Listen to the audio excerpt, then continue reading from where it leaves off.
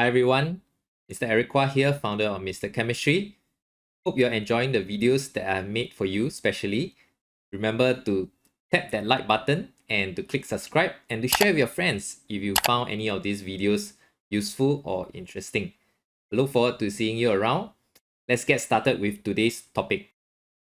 Hi guys, so today I want to go through very quickly how do you calculate oxidation number for organic compound, specifically for carbon atom.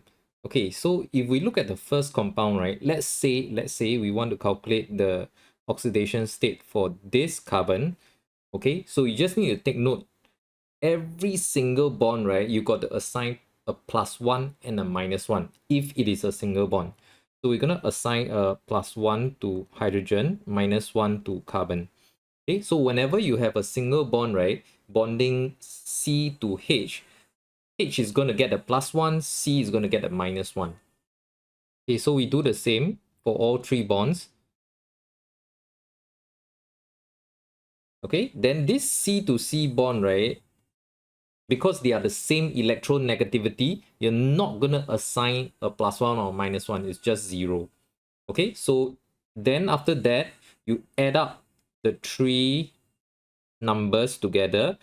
This carbon, right, should be a -3 oxidation state.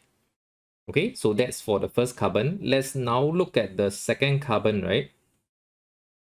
Carbon 2 here. Let's label it carbon 2.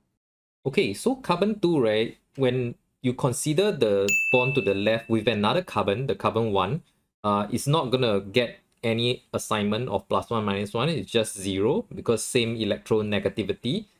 So maybe just write it down. If carbon bonded to carbon, right, no need to assign. Okay, then we consider the rest of the bonds. CH, CH, we're going to assign a +1, -1, +1, -1. And then CO, right? For CO, O is more electronegative, so O gets a -1. C gets a +1. So if you add up these three numbers, right? -2 + 1, carbon 2, right? Carbon 2 is going to be overall -1.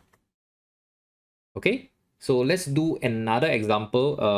We're going to ignore the first carbon. Let's do the second carbon. First carbon is the same as the CH3 here, which we have already done. Okay, so let's look at this carbon, right? If you got a C double bond O, right, oxygen is going to get a -2 because it's a double bond, and then carbon is going to get +2. Okay, oxygen is going to get -1 here, C get a +1. So when you add up these two numbers, right, this carbon will have a +3 oxidation state. Okay, so hopefully that makes it clear. Maybe we can do one final example. Let's say we have a C double bond O and a H here, an aldehyde.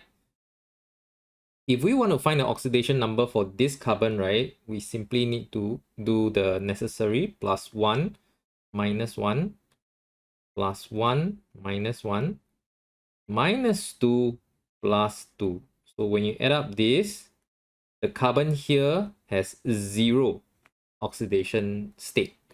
Okay, so that's it, guys. Hopefully you have found this useful.